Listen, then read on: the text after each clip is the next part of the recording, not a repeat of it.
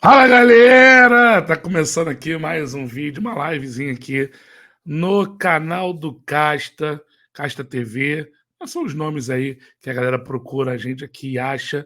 Compartilha, você que tá chegando agora com a gente aqui, já pega o link aqui, compartilha, joga nos grupos de WhatsApp aí, traz a galera para cá pra gente resenhar. Vamos falar de Copa do Brasil. Esses dias aí eu não consegui ainda trazer isso para vocês. Ontem foi meu aniversário também, então um dia corrido, mas estamos aqui para trazer aquele conteúdo para vocês. Vamos falar, né, de Copa do Brasil, especialmente, né, do Fla-Flu. Vamos fazer uma passagem aqui pelo Botafogo e Atlético Paranaense também, e Corinthians e Atlético Mineiro. São jogos que a gente vai falar um pouco mais, os outros a gente vai passar só, né, os resultados, com 5 disputas terminando em pênalti, galera. Para tu ver como é que foi, né, o equilíbrio aqui dessa competição, dessa fase da Copa do Brasil.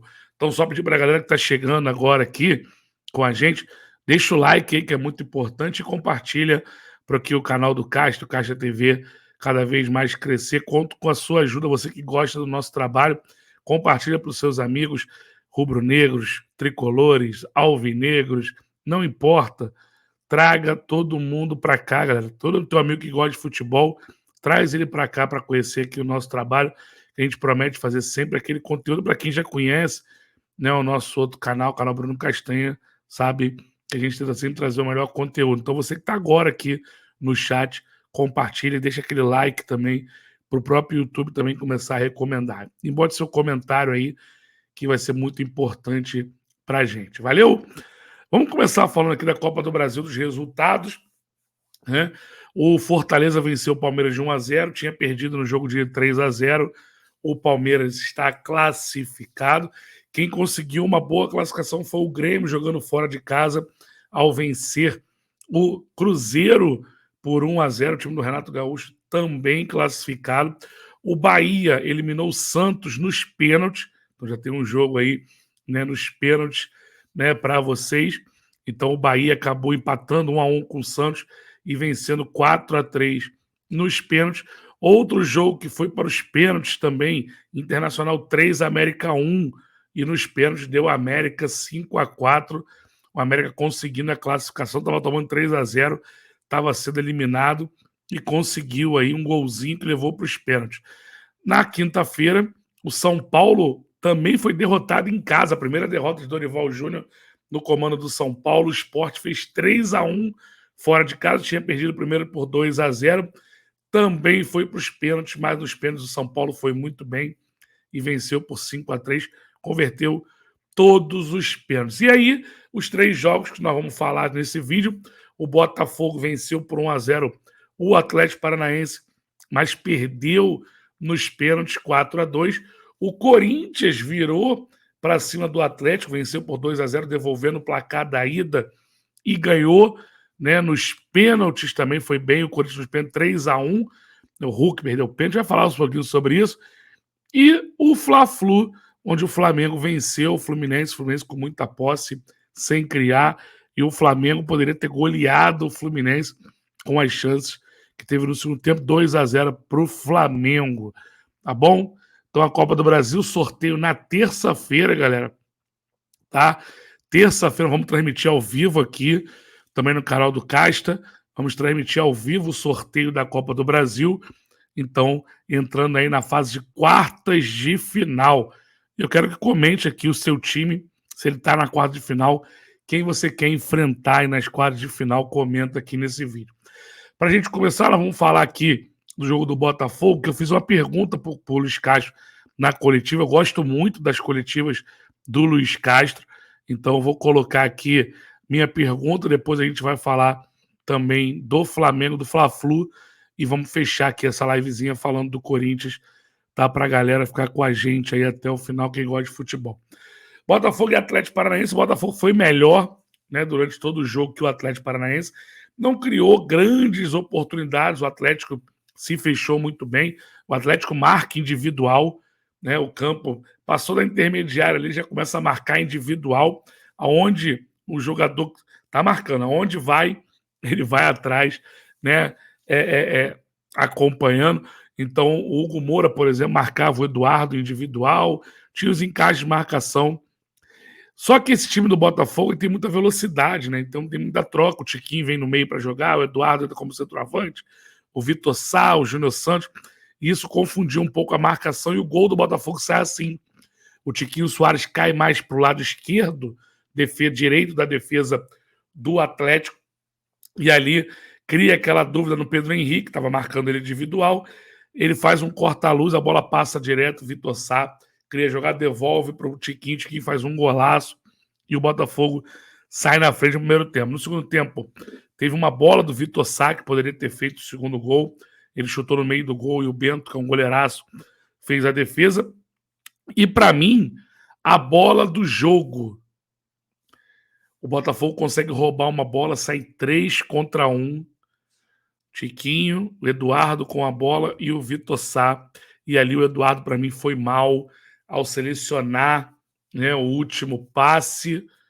E aí o Thiago Heleno consegue cobrir ali, o Vitor Sá bate travado. Ali era a bola do jogo para o Botafogo fazer o 2-0 e encaminhar a classificação de um Atlético que não conseguiu criar, né? Eu até tentei, até bom salientar aqui, que eu tentei fazer uma pergunta para o Paulo Turra, também do Atlético Paranaense, mas a assessoria do Atlético falou que precisa cadastrar no site do Atlético para poder fazer pergunta. Deve ser medo, né, que eles têm lá de alguém fazer alguma pergunta. A única que faz isso. Nenhuma mais, né, a gente fez algumas perguntas aí para alguns times que vêm visitar o Flamengo, o Maracanã ou o Fluminense, e com, né, o Atlético Paranaense não consegui perguntar, e perguntaria para ele algumas situações do jogo, mas não tive a oportunidade de perguntar. Mas tudo bem, então o Botafogo acabou levando para os pênaltis. Nos pênaltis, o Bento foi muito bem, salvou, garantiu a classificação do Atlético, pegando o pênalti do Tiquinho Soares e do Tietê. Então já deu uma vantagem para o Atlético ali. E o Atlético classificado, fazendo um joguinho mais pragmático, marcando sem criar, mas conseguiu a classificação aí na Copa do Brasil. O Botafogo sai de cabeça erguida aí da competição. E eu perguntei, né, para o Luiz Castro na coletiva exatamente sobre a questão do jogo e também da marcação individual do Atlético. Confere aí a resposta dele, galera. Luiz, boa noite. Qual é o sentimento que fica, né, depois de ter feito 2-0, tomou uma virada, hoje dominou o jogo, o adversário não teve chance de finalizar, mas acabou caindo nos pênaltis aí para a sequência. E, se possível, eu queria que você comentasse, se você puder, sobre o Atlético marcar individual. O que isso facilita ou dificulta, né, para um jogo? Obrigado. No cômputo geral da eliminatória ficou 3-3. Portanto, o que fica é duas equipas que, ao longo da eliminatória, uma dominou o jogo no primeira mão e outra fomos nós, dominámos na segunda mão. Conseguimos sempre libertar espaços no movimento que fizemos, com os movimentos que fizemos em campo, conseguimos sempre encontrar espaços para progredir. Conseguimos arrastar o adversário para zonas que nos abriram espaço para outros jogadores entrarem nessa zona. Conseguimos boas entradas à profundidade. Era fundamental nós envolvermos bem para entrar à profundidade. Envolvemos para entrar à profundidade, servimos bem, tivemos várias situações de serviço aéreo e de finalização após segunda bola, cumprimos aquilo que era o plano de jogo. Era fundamental nós, ao longo do jogo, não instabilizarmos por qualquer golo do adversário, também conseguimos isso. É como eu lhe digo, o jogo foi conseguido a nível daquilo que nós queríamos, para onde queríamos que ele fosse. Agora, não queríamos que ele fosse claramente para penaltis, queríamos resolvê-lo ao longo dos 100 minutos de jogo. Fizemos muito por isso. Percebemos que o Paranaense queria levar o jogo num ritmo mais baixo, fundamentalmente enquanto não se sofreu o golo. Mesmo a partir daí, também senti que não queriam levar o jogo para um ritmo muito elevado. Nós tentámos sempre puxar o jogo para cima, e olhar de forma muito objetiva a baliza do Paranaense. Não conseguimos aquilo que era o nosso objetivo fundamental, que era seguir em frente. Vamos seguir em frente com aquilo que temos nas mãos, com a nossa realidade. Neste momento é olhar para o próximo jogo daqui a 2 dias, mais uma vez um jogo daqui a 2 dias. É certo para o adversário também, porque vamos jogar com eles outra vez. Recuperar o máximo de jogadores que vão ficar pelo caminho hoje, devido a lesões, outros vão seguir connosco. É isso, é a nossa realidade. Vamos seguir fortes, vamos seguir unidos, vamos seguir juntos com uma torcida fantástica, que hoje nos apoiou de princípio a fim, como é normal acontecer neles. São muito dedicados, foram tão dedicados ao jogo como nós. Mereciam ir para casa, merecíamos todos ir para casa com a alegria de ter passado a eliminatória. Vamos com a alegria de termos a certeza que o futuro do Botafogo é um bom futuro.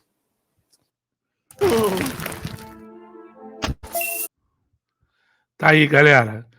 Né?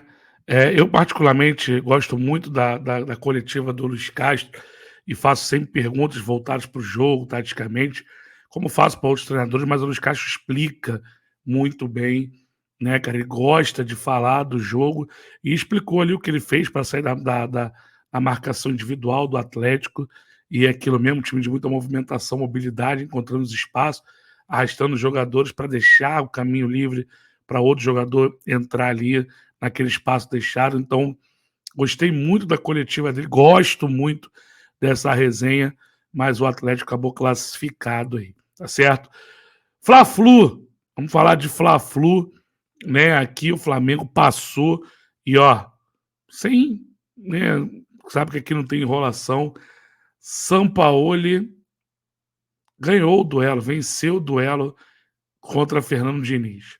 Nos 2 jogos, o Flamengo, no primeiro foi muito melhor, né? Amassou o Fluminense. No segundo, o Fluminense teve mais posse de bola, mas pouco efetivo, né? O Flamengo controlou muito bem, alternou a marcação mais alta com um bloco médio, né, para baixo, né? O Fluminense pouco conseguiu criar, tinha muita posse de bola, mas não agredia.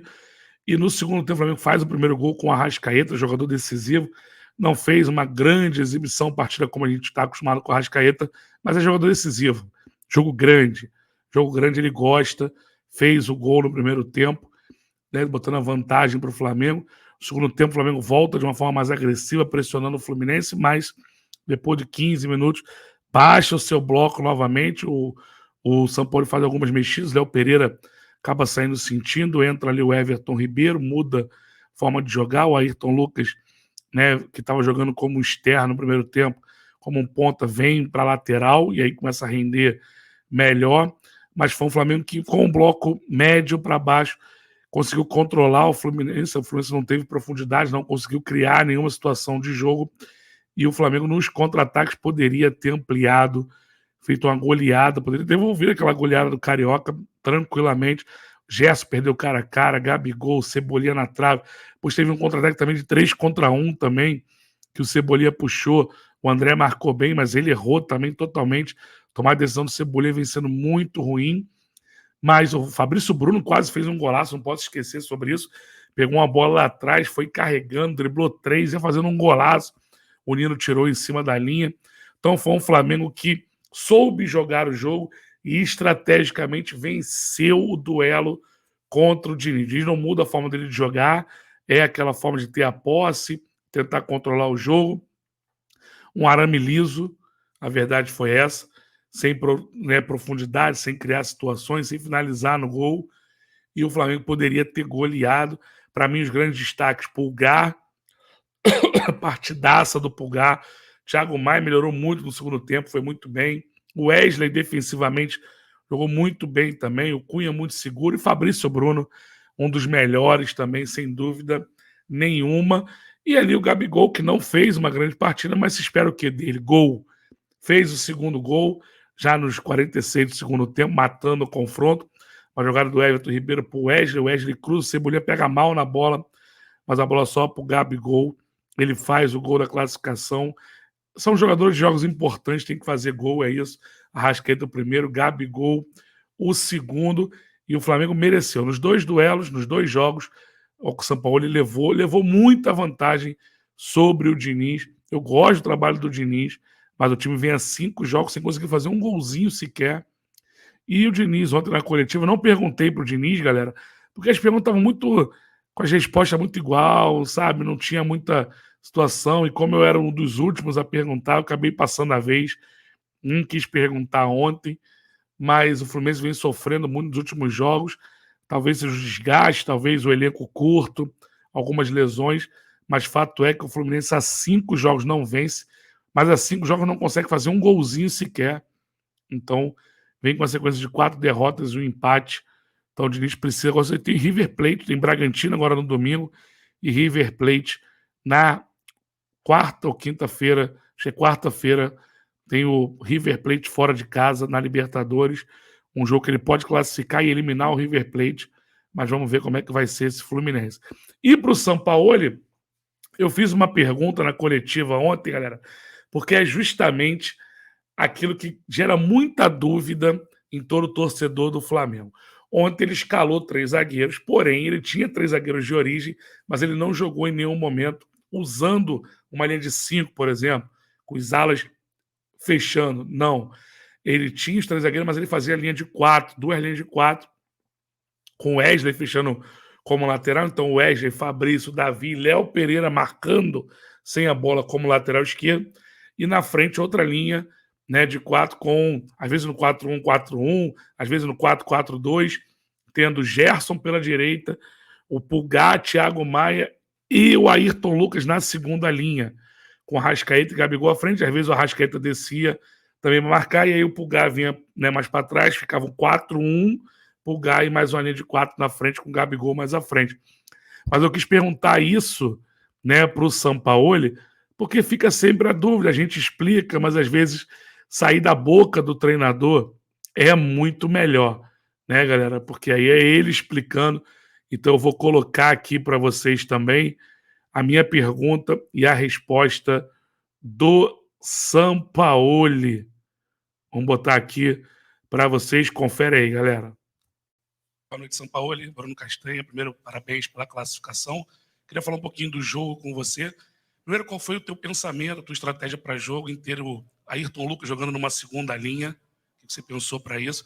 E no segundo tempo, acho que teve uma mudança de postura, o time marcando mais alto, pressionando, colocando mais intensidade. Também foi uma estratégia, foi só um pedido no segundo tempo? Queria que você falasse um pouquinho mais do jogo para mí. Obrigado, Sí, tá? sí, Ayrton. En el primer tiempo, hasta la lesión de Leo, jugó de extremo izquierdo. No jugó de lateral izquierdo, jugó de extremo izquierdo. Intentábamos generar la profundidad de él por su pierna hábil en la izquierda. Y se dio algunas veces en el primer tiempo donde Ayrton, con la profundidad, pudo desbordar esa zona. Después, cuando entra Everton Ribeiro al campo, transformamos ya en una línea de 4 con un lateral natural, y Cebolinha ya entró de extremo izquierdo, intentando profundizar por esa franja. A veces cuando uno juega con extremo, pierna cambiada, pierde profundidad, y para mí este juego merecía mucha profundidad. Sampaoli aqui, boa noite, parabéns. Tá aí, galera. Então ele fala rápido ali, mas ele quis dizer, né, que ele botou o Ayrton Lucas como extremo esquerdo, um ponto esquerda, para quê? Para o Ayrton Lucas atacar a profundidade, ou seja, porque o Fluminense dá muito espaço, o Fluminense tem a posse de bola, ataca com muitos jogadores, e o contra-ataque, né, a transição, funciona muito contra o Fluminense. O Corinthians ganhou do Fluminense assim, no final de semana. Então ele queria que o Ayrton Lucas fosse o cara de velocidade para dar essa profundidade. Não aconteceu, não encaixou bem no primeiro tempo isso, porque o Flamengo errava muito espaço quando roubava a bola. Arrascaeta, Thiago Maia, Gerson, o próprio Ayrton Lucas, que errou uns 3 ou 4 passes seguidos ali no primeiro tempo. Então o Flamengo não conseguia ter essa profundidade. Ele fala que quando ele queria um jogador com a perna dominante, então canhoto, por ali, para poder atacar essa profundidade. Já com um jogador de perna, um destro, como entrou o Cebolinha, ele às vezes não tem tanto, né, essa profundidade. Então, por isso que ele escalou o Ayrton Lucas por ali, mas eu acho que o Ayrton Lucas melhorou no segundo tempo quando veio a posição dele mesmo como lateral, e aí até tem uma arrancada no segundo tempo, uma bola com a Arrascaeta, bota ele para correr, ele sai muito atrás do André e chega na frente, né? Então é uma velocidade, ele explora muito bem isso, o Ayrton Lucas. Então, teve uma bola também maravilhosa do Pulgar pro Cebolinha, né, que o Fluminense faz a jogada pela direita, cruza, o Thiago Maia tira, a bola cai no Pulgar, o Pulgar já gira, dá um passe sensacional, aquele passe que quebra linhas, bota o Cebolinha em condições, e aquele lance que a gente já comentou, que o Cebolinha acaba tomando a decisão errada. Então é isso, o Flamengo foi muito melhor nos dois confrontos, dominou, passou. Ontem o Diniz não reclamou nada de arbitragem, não teve nada, pelo contrário, enalteceu. O Flamengo achou que o time dele jogou bem, porque teve posse de bola, é um conceito, é a forma que ele acha de futebol. A gente pode discordar, mas é o que ele acha. E ele fala, sim, do mérito do Flamengo, que é um bom time e mereceu a classificação. E eu quero que você, torcedor rubro-negro, também comente aqui se você gostou. Eu gostei muito do segundo tempo. Primeiro tempo, eu acho que o resultado foi bom, porque saiu em vantagem de 1-0. Mas no segundo tempo, não. No segundo tempo eu gostei. No segundo tempo foi um time que competiu mais, agrediu mais a marcação. Mesmo quando estava num bloco médio ali, botava o pé, recuperava várias bolas, competiu mais. E assim teve vários contra-ataques e poderia ter matado. Talvez o ponto negativo fosse os gols perdidos, realmente, porque poderia ter ganho um jogo mais tranquilo e até devolver a goleada do Carioca. Não seria nenhum exagero, tá, se o Flamengo goleasse ontem o Fluminense. Então, galera, deixa o like aí. Não acabou o vídeo ainda não, né? Não acabou a nossa livezinha, mas mandando um salve para todo mundo que tá no chat aí, né, com a gente. Compartilha, pega o link aqui, joga no grupo de WhatsApp aí. Se inscreva no canal. Se você está aqui acompanhando a primeira vez, se inscreva aqui no canal. E vamos falar agora aqui para a gente fechar esse vídeo, como eu prometi, do Corinthians. Por quê? Eu queria fazer, Corinthians e Atlético, vamos falar do Atlético também, né? O clima tá ruim lá no Atlético Mineiro, a torcida organizada foi cobrar o Kudê, né? Por quê? Porque no jogo de quarta-feira o Kudê deixou 5 jogadores de fora, titulares, inclusive o Hulk, né?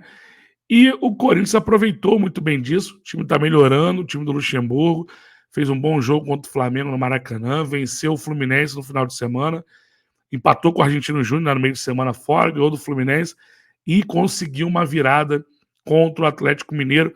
A Castanha, mais reativo, faz parte do futebol, galera. É o que o Luxemburgo tem para agora. O time defende bastante, né? Tá competindo muito e tem um contra-ataque rápido. O Roger Guedes voltando a jogar bem. O Yuri Alberto destoando um pouquinho. Mas o Corinthians, né, foi muito melhor que o Atlético durante o jogo. Inclusive, poderia ter ganho no tempo normal, tá? Só o Fausto Vera perde 2 gols incríveis. O Yuri Alberto perde gol incrível, né? Teve outras chances. O Corinthians poderia ter vencido. E sobre o Atlético, que ainda não conseguiu emplacar com o Kudê, é aquela situação, né? O Atlético agora no final de semana ele tem o Cruzeiro pela frente, clássico mineiro, e depois na terça-feira ele faz um jogo contra o Aliança Lima que ele precisa vencer fora de casa, lá no Peru, que ele precisa vencer para poder classificar. Se ele perder, ele está fora da Libertadores. Como ele tinha 2-0 de vantagem, ele achou que tinha que poupar agora nesse jogo, porque tem jogos importantes pela frente. Mas deu errado. Deu errado, porque o Corinthians conseguiu reverter. Então a culpa cai toda no treinador. Claro que se o Atlético tivesse classificado, não digo nem vencido o jogo, mas classificado, a polêmica ia ser muito menor, não estavam reclamando tanto do Kudê, porque estariam falando que no final das contas a estratégia dele deu certo, de poupar jogadores pensando no clássico agora com o Cruzeiro e depois já na terça-feira o Alianza Lima, jogo decisivo da Libertadores. Como perdeu, tomou a virada e o Hulk ainda perdeu um pênalti, né? O Atlético perdeu os 2 primeiros pênaltis também, então, né, o Corinthians acabou classificando, se aproveitou muito bem disso e vai melhorando o Corinthians dentro das suas possibilidades, vai melhorando com o professor Luxemburgo, hein? Olha, o Corinthians vai melhorando, pelo menos está competitivo, está marcando, né? Está tendo velocidade para atacar e o Corinthians vem aí de 2 boas vitórias contra Fluminense e Atlético Mineiro. Então, fica de olho aí nesse Corinthians que está prometendo aí ao mercado, tem Matias Rojas aí, né? Quer o Cuejá, então o Corinthians melhorando. Depois a gente vai fazer um vídeo aqui, galera, dentro do canal aqui, falando do mercado da bola e trazendo aí os principais rumores e contratações e tentativas da janela. Daqui a pouco a janela está fechada, só abre mês que vem. Mas a gente vai trazer aqui para poder falar de todos os times aí, como estão o movimento nessa janela. O Flamengo contratando aí bem, né? O Corinthians querendo bons jogadores. A gente vai falar aí, né, de outros times. Então, galera, basicamente é isso, Copa do Brasil. Vamos ver, sorteio terça-feira, não tem horário ainda, assim que tiver, a gente vai avisar, que nós vamos transmitir aqui ao vivo também. Então é isso, uma livezinha curta. Salve para todo mundo que está aí no chat com a gente. Compartilha, deixa o seu like, que é muito importante. Daqui a pouquinho, 12h40, a gente tem uma livezinha lá no canal Bruno Castanha, também lá com o Luiz Antônio e o Bebeto. Então, a gente tem mais um encontro marcado e a gente volta aqui também no canal do Casta TV, trazendo mais informações para vocês. Depois vamos fazer outro vídeo aqui, rodada do Brasileirão, começando, jogos interessantes, e a gente vai trazer mais um vídeo aqui para trazer isso para vocês. Tá bom? Deixa o like antes de sair, se inscreva no canal, tamo junto, obrigado a todos aí, e compartilha para mais amigos estarem se inscrevendo aqui no canal do Casta TV. Valeu, saudações, aquele abraço.